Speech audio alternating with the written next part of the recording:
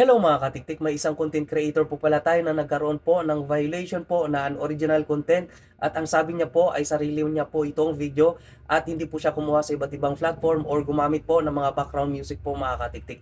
So ngayon mga katiktik, kapag ganito po yung case po mga katiktik ay minsan nagkakamali lang po si Facebook po mga katiktik. Kaya kung gusto nyo pong i-appeal po, so halimbawa po mga katiktik ay malaki na po yung views nito at malaki na rin po ang earnings po nito mga katiktik ay pwede nyo pong i-appeal po ito kay Facebook po mga katiktik. So ngayon mga katiktik, kung hindi nyo pa alam kung paano mag-appeal po, kapag sa tingin nyo po ay sa inyo po talaga at original at kayo na po talaga ang gumawa or kayo po talaga ang gumawa ng video na yon, is ay i-appeal nyo po mga katiktik. Ngayon, ituturo ko sa inyo kung paano po mag-appeal. Okay? So ngayon, sundan nyo lang po ito hanggang dulo po, no?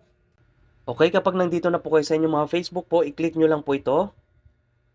Pagkatapos po, i-click nyo lang po itong 3 dots po. Pagkatapos po, i-click nyo lang po itong copy link.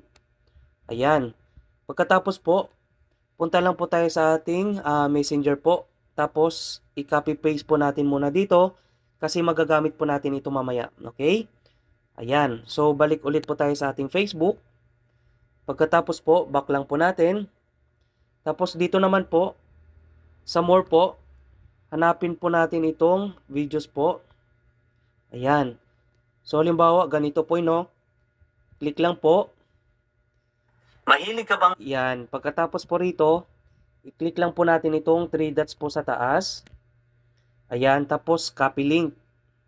Ayan. Manood ng movies. Pagkatapos po, ayan. Punta ulit po tayo sa ating messenger po. Ayan. Tapos dito, i-copy paste po natin yung video na yon. Ayan po. Ayan. So, ayan na po, no? So, balik po ulit tayo sa ating, ayan, Facebook. So, ngayon may... Ayan. So, ang next step po natin dyan mga katiktik is, i-click po natin ito. Tapos, creator support. Ayan. Pagkatapos po, monetization, click lang po. Pagkatapos po dyan, policy guidelines, click lang po. Tapos, dito po, appeal demonetization decision. Ayan. Tapos, scroll up lang po natin. At hanapin po natin itong this form. Ayan, i-click. Ayan. So, ito na yung makikita nyo po, no?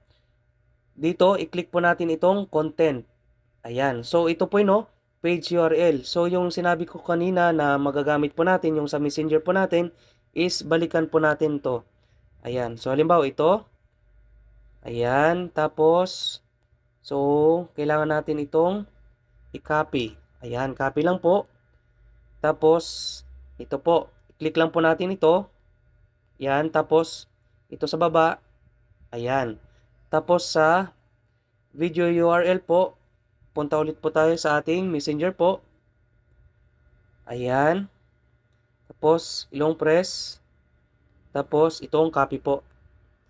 Tapos, balik ulit po tayo sa ating Facebook. Ayan. Tapos, ayan, long press po dito. Or, ayan, i-click lang po natin. Tapos, ayan. Ayan po.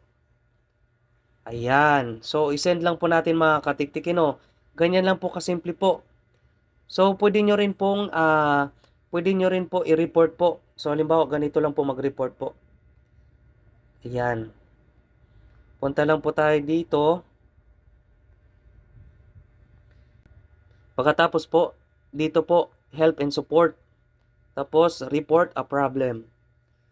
Tapos, dito po, continue to report a problem. Tapos, i-wait nyo lang po. Okay, kapag ganito na po, i-click nyo lang po itong include. So, kapag page po ang gamit, ito po, page. Kapag profile po yung gamit po, ayan, profile. So, page po ang gamit po natin, no? Ayan. So, dito lang po, describe nyo lang po yung gusto nyo pong sabihin na, limbawa, sa inyo naman po yung video na yun, bakit kayo nagkaroon ng unoriginal po. So, state nyo po dyan na sa inyo po talaga yun at kayo po ang gumawa po at hindi po kayo lumabag po sa policy po ni Facebook po mga katiktik. Sabihin nyo po. Tapos pagkatapos po, i-copy link nyo po rito yung profile nyo po mga katiktik or page nyo po dito. i-attach nyo po. Tapos dito po mga katiktik, i-attach nyo po rito or i-upload nyo po rito yung picture po na nagkaroon po ng violation na unoriginal content. I-screenshot nyo lang po. Tapos i-attach nyo po rito mga katiktik, no. Pagkatapos po mga katiktik ay i-click nyo lang po ito para mag-send na po kay Meta po mga katiktik. Okay? So I hope nakatulong po ito sa inyo mga katiktik. Paki-share naman po nito and follow for more.